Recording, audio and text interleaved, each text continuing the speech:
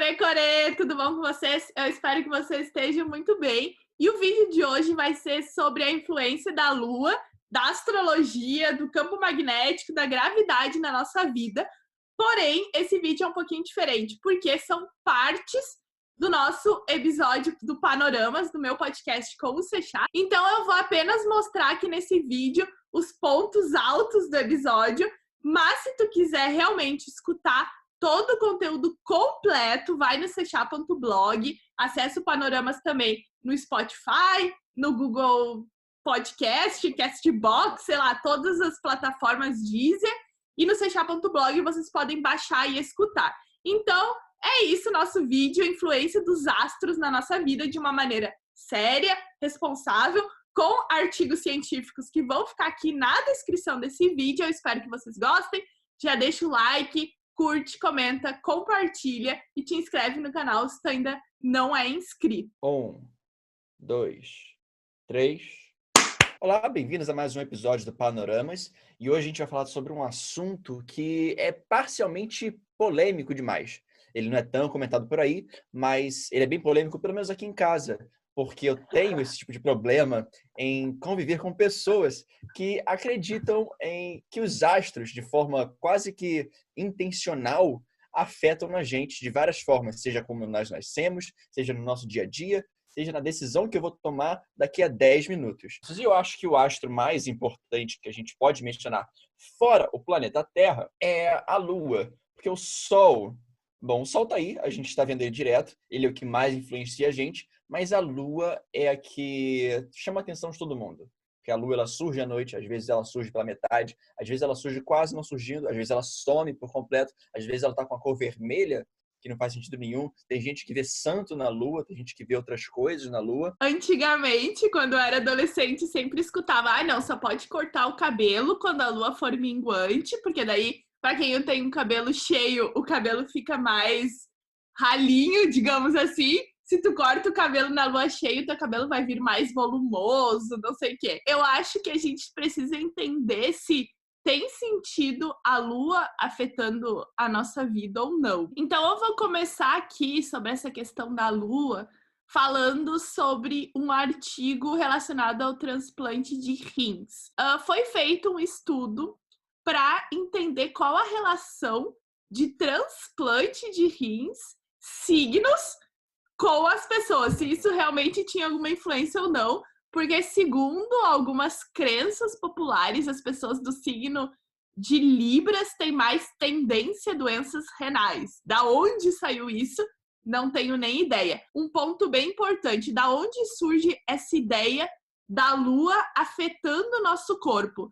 Vários dos charlatões aí conhecidos, né, os charlatões quânticos, vamos brincar dessa forma, eles falam o seguinte: a Lua influencia as marés. As marés são água. O nosso corpo, ele é composto de quê? De água. Ele é composto de, sei lá, 60%, 70% de água. Não sei exatamente a porcentagem. Se a Lua influencia as marés, que são feitas de água, então o nosso corpo, que é feito de água, também é influenciado pela Lua. Então, foi realizado um estudo que investigou o resultado perioperatório e a longo prazo do transplante de rim de doador vivo. Os autores concluíram que as fases da Lua e o signo de Libra não tiveram impacto nas medidas de resultados iniciais e de longo prazo após o transplante. Assim, as preocupações dos pacientes que aguardam o transplante de rim em relação ao momento ideal da cirurgia podem ser atenuadas e a cirurgia pode ser agendada independentemente das fases lunares. Porque o que os autores se preocupam? Que algumas pessoas, elas esperam a fase lunar correta para marcar a sua cirurgia de transplante de rim. Só que algumas pessoas não podem esperar por esse transplante precisa ser feito imediatamente. Mas a graça é que a Lua afeta a água porque está lá no planeta e tal, é maré. Logo, a gente também é feito d'água e afeta, né? A primeira coisa aí mais simples que deve ser prestar atenção é que a água que está no nosso corpo, ela não está numa não é uma poça d'água, né? Tá no nosso corpo. Não é tipo, não, a gente tem o cérebro em cima e o resto é Uma bolha d'água. uma bolha d'água. A gente não é. Então, a água, ela tá aqui presa em outras estruturas, dentro de outras capilaridades, dentro de estruturas como veias e órgãos. Ela não está livre para circular a ponto de uma interação gravitacional, que é uma interação bem fraca, ser afetada dessa forma relevante. O que acontece é que a água do oceano, ela está livre, leve e solta para poder realmente sofrer uma influência quase que exclusiva da Lua. E a última parte, então, da Lua influenciando na nossa vida, no nosso ser superior influenciando na vida, é a Lua e a saúde mental. Existem vários hipóteses, argumentos das pessoas dizendo que o ciclo lunar influencia o nosso comportamento violento. Então, especificamente, que a lua cheia faria as pessoas mais violentas. Então, existe uma pesquisa de 1998 que já falou que não tem influência, e aí existe uma pesquisa mais recente, de 2019, desse ano. Foi uma pesquisa bem grande, feita entre a Suíça e os Estados Unidos, e eles analisaram os dados de 17.966 indivíduos em 15 enfermarias psiquiátricas diferentes ao longo de 10 anos. Então, essa pesquisa que saiu em 2019, ela começou lá em 1999. Este estudo não encontrou evidências de aumento de agressão durante a fase da lua cheia. Não existe evidência de que a lua cheia afeta a nossa agressividade. As razões para a persistência de tais crenças podem não ser encontradas em um entendimento racional, mas mais em um desejo emocional primário de acreditar que não somos os únicos responsáveis por nossos próprios comportamentos. Eles enfatizam que no futuro todos nós acharemos mais útil olhar para a nossa própria biologia e contexto humano do que para os corpos celestes em busca de respostas. Como a astrologia chegou no século XXI com força, com pessoas aí escolhendo emprego com base nisso, escolhendo namorados e namoradas com base nisso. A astrologia ela tem uma origem ali pela região das primeiras sociedades humanas, né? A gente fala dos sumérios, dos egípcios, dos babilônios. Ela foi desenvolvida meio que naturalmente porque os seres humanos eles perceberam que os astros influenciam nas plantações, influenciam nas marés, influenciam em como as estações do ano se comportam. Então, nada mais natural do que pensar que os astros influenciam em literalmente tudo, inclusive na minha personalidade, inclusive se eu vou vencer uma guerra ou não, se meu filho ele vai nascer saudável ou não. E é uma coisa que foi bem desenvolvida pelas sociedades dessa região que a gente conhece como berço da civilização, né? Você tem que cientistas importantes, astrônomos importantes gregos, se eu não me engano, o próprio Ptolomeu, que desenvolveu o livro Almagesto, que é uma tradução, é um nome, na verdade, árabe, porque os árabes depois pegaram esse livro, lá eles já descreviam um pouco sobre a astrologia, os persas, logo ali do lado, na região que hoje é o Iraque, mais ou menos, eles também levavam a sério muito da astrologia, inclusive eu acho que lá é um dos principais berços e polos de desenvolvimento nessa época antiga. Os árabes, posteriormente, os califados árabes extremamente poderosos, conquistaram todos esses povos, todas essas regiões aí durante boa parte dos séculos passados, e eles também desenvolveram a astrologia, desenvolveram os cálculos astrológicos juntamente com a astronomia, só que posteriormente eles abandonaram a astrologia e mantiveram só um pouco da ciência básica. Mesmo assim também, os árabes chegaram onde eles começaram a negar a ciência, porque naquela época, pela ignorância humana, a astrologia era vista como um ramo da ciência. Mas eles perceberam, olha só, eles perceberam, os árabes, os muçulmanos especificamente, que a astrologia negava a religião deles, obviamente, assim como ela nega o cristianismo e o judaísmo. Qualquer religião abraâmica, que são essas três principais, que têm a mesma origem, em Abraão, em Jardim do Éden, etc., elas são negadas pela astrologia. E por isso, principalmente, os muçulmanos deixaram isso de lado. Pena que com isso eles deixaram de lado também boa parte da ciência inteira e ficaram meio que para trás nesses aspectos. Porém, infelizmente, eles desenvolveram isso tão bem que quando esses estudos chegaram na Europa, muitos cientistas também desenvolveram na Europa a astrologia. Você pega pessoas importantes como, se não me engano, o próprio Tycho Brahe, que era um astrônomo extremamente famoso, importante na história da ciência. Ele também fazia, acho que, mapas astrais. Acho que o próprio Kepler, acho que fazia mapa astral. Acho que um dos dois mexia com mapa astral. Entre outros, acho que Galileu também mexia com isso. E também porque é uma coisa que dava dinheiro, assim como hoje. Não, e tem que levar em consideração o contexto histórico, né? Que naquela época ciência e religião e pseudociência não Exato. existia distinção. Pessoas ainda estavam descobrindo essas diferenças, né? Os cientistas ainda faziam pesquisa para descobrir a obra divina, entender as maravilhas de Deus, né? Não era só porque sim ou porque era um emprego às vezes, não, era porque eles estavam ali às vezes desvendando os mistérios da natureza divina. E o que acontece? Os europeus também desenvolveram, mas chegou um momento em que os europeus perceberam que isso também era uma balela, não era ciência. Se você quer acreditar nisso como religião, parabéns e vá na fé, com fé nisso aí, porém não tem qualquer vestígio de ciência, né? E os europeus abandonaram isso e ficou bem esquecido no Ocidente o assunto de astrologia. Por outro lado, a astrologia ela continua muito presente ainda nos países da Ásia, como Índia, China e os menores países que estão ao redor desses dois gigantes. A astrologia é muito grande na Índia, por influência dos gregos, com a expansão de Alexandre o Grande, e também dos árabes posteriormente, que levaram esse tipo de conhecimento para lá, que prosperou, e acho que hoje ainda é muito maior até do que no Ocidente. E a China possui sua própria astrologia, que ela trata de forma diferente, e ela também influenciou outras regiões ao redor, como os mongóis e eu acho que parte da Rússia, a parte oriental. E no Ocidente, apesar de morta, infelizmente, na minha opinião, é claro, ela foi ressuscitada no último século, mais ou menos, por causa dos jornais, né? Nas colunas de astrologia, nessas coisas. Existe um episódio da série Explicando, que é do portal Vox, que tem um canal excelente no YouTube, onde eles fizeram um episódio justamente sobre astrologia. A astrologia voltou no último século, da onde ela estava morta, e de repente ela voltou a estar presente no dia a dia das pessoas. E tem a ver basicamente com gente preenchendo buraco em jornal para as pessoas comprarem ou se divertirem. Um puro entretenimento que acabou pegando e hoje ele está voltando a ser levado a sério.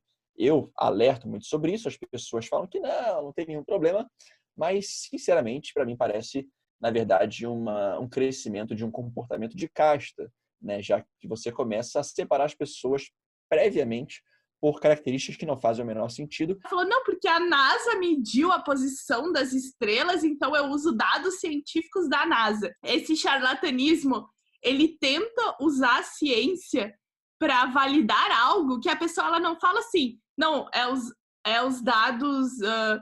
nem fala dados, né? Porque eu acho que pseudocientista não fala dados. Eles falam, segundo aqui o teu horóscopo. Não, é segundo a NASA. Tipo, coloca a NASA na mesma frase que... Claro, porque aí dá aquela impressão de, nossa, a NASA tava... Então, é verdade. E também tem muita gente que não sabe a diferença entre astronomia e astrologia. Como os astros influenciam? Se você não considera isso apenas por um motivo de fé, sem sentido nenhum, sem explicação, sem consequência, sem causa. Como os astros influenciam você? Qual tipo de interação? Como é que isso afeta? Essa relação é o quê? Quando você nasce no signo? É o quê? É quando você é concebido? É quando você nasce? E se você nasce prematuro? Qual é considerado? E aí, como é que fica isso? Mas o sistema nervoso central é formado antes. Então a pessoa ela já é formada antes, na verdade, dela sair da barriga. Do útero. Então, essas são as perguntas que eu gosto de fazer, né? Porque essa coisa do signo, por exemplo, elas eram definidas, se não me engano, pela posição do Sol no dia que a pessoa nascia. O Sol ele vai variando no céu, e aí, se ele nascesse nessa posição, ele está na direção que tem a constelação tal, né? E aí, esse mês é o mês do signo tal. Isso é muito engraçado porque, assim, vamos falar de constelações. Constelações e nada são a mesma coisa. Assim, tem nenhuma base científica para uma constelação fazer sentido. Existem várias estrelas, algumas não têm constelações simplesmente, e o pessoal simplesmente escolheu umas constelações aleatórias no universo. Um centauro. Aí eu pergunto, caraca, aonde você viu um centauro? Para começar, porque centauro nem existe. Essas estrelas estão longe de si por uma distância inacreditável. Algumas estrelas podem nem existir mais. Porque às vezes elas Exato. explodiram, mas a gente está recebendo luz delas ainda. Às vezes o centauro lá do Sagitário, ele já tá sem o arco, a flecha dele lá. E aí?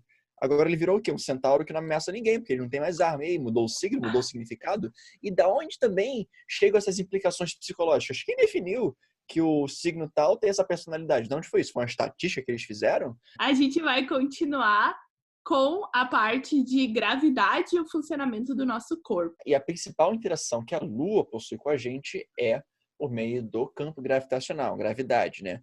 Toda massa, toda energia, toda coisa que existe, ocupa um lugar no espaço-tempo, é atraído gravitacionalmente. Na verdade, o próprio espaço-tempo atrai gravitacionalmente, né? A gravidade gera gravidade. Tudo gera gravidade. Qualquer coisa que existe gera gravidade. Seres vivos da Terra, eles foram desenvolvidos ao longo de milhões, acho que bilhões, na verdade, de anos, para funcionarem perfeitamente nessa gravidade aqui que a gente diz que é 9,8 metros por segundo ao quadrado, né? Nosso coração, ele bombeia de forma que ele entende que ele precisa de uma potência dada para o nosso sangue circular de forma ideal no nosso corpo, com uma pressão ideal, que não seja nem muito baixa nem muito alta, porque todo mundo sabe que pressão baixa e pressão alta pode matar, para funcionar de acordo com a atração gravitacional, né? Nosso corpo ele funciona de forma a respeitar a gravidade que está puxando, né? Porque em termos de fluido, a gravidade ela importa localmente. Não é o caso da Lua aqui atraindo e fazendo uma maré dentro do nosso corpo,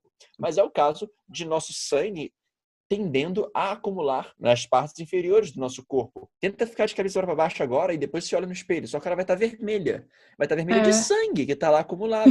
Porque você não tem um sistema de bombeamento como é o calcanhar. E o corpo não está acostumado a essa. Porque o corpo ele foi acostumado a ficar nessa posição ereta, em pé. E não de cabeça para baixo. Por isso ficar de cabeça para baixo é tão incômodo. Quando você fica de cabeça para baixo, por exemplo, você percebe que seu olho ele fica com as veias meio vermelhas a mais, né? Porque é o sangue acumulado numa região que não está acostumado. Vocês podem perceber isso também. Toda a live da Gabriela, quando ela acorda, ela com a cara meio inchada, porque ela acabou de acordar. Né? Acontece justamente porque ela passou deitada um período da noite todo e os fluidos do corpo dela estão mais equilibrados ao longo do corpo, né? Do que concentrados na parte mais inferior do corpo.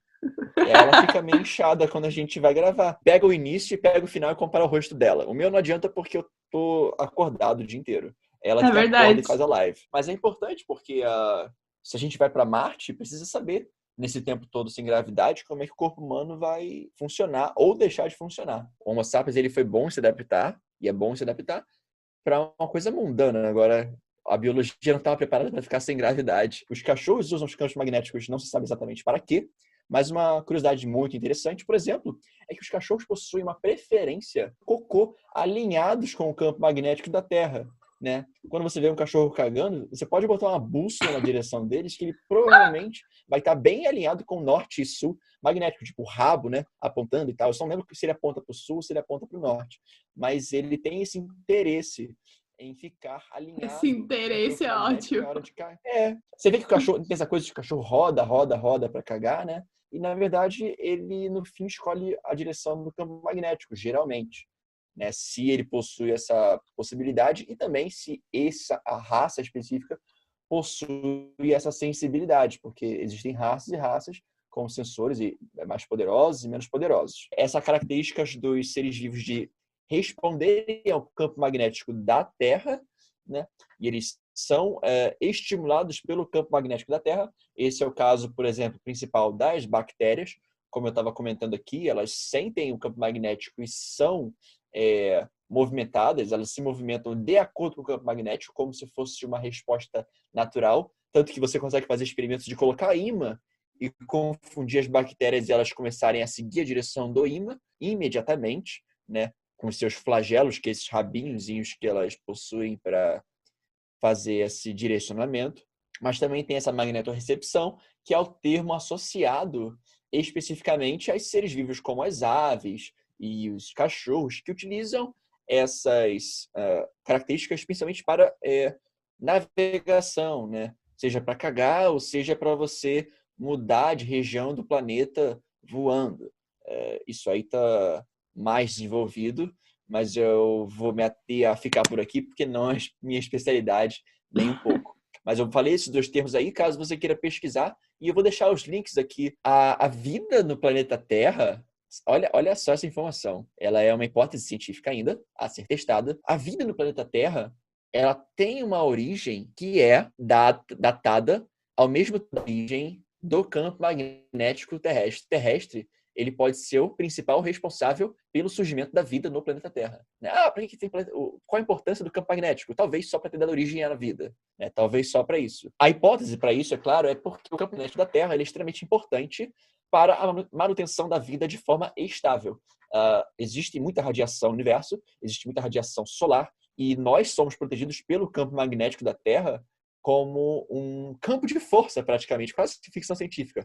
É um campo de força invisível que protege a gente dessa radiação que chega. A hipótese é que essa proteção extra garantiu que as moléculas orgânicas tivessem uma estabilidade maior em interações para, eventualmente, desenvolverem vida. Porque quando você tinha muita radiação, você acabaria destruindo muito dessas moléculas, destruindo muito dessas formações e estragando um pouquinho das possibilidades para haver vida. Mas o campo magnético data mais ou menos dessa mesma época. E estudar o campo magnético da Terra tem essa importância, por quê? Porque a gente precisa saber o que vai acontecer quando o campo magnético da Terra, não é se, é quando ele inverter a polaridade. Porque isso acontece. O campo magnético da Terra é dinâmico, ele está mudando, ele inverte polaridade. E o problema principal é, quando ele inverte a polaridade, ele, na verdade, deixa de existir por um tempo. E esse é o maior medo das pessoas, dos cientistas.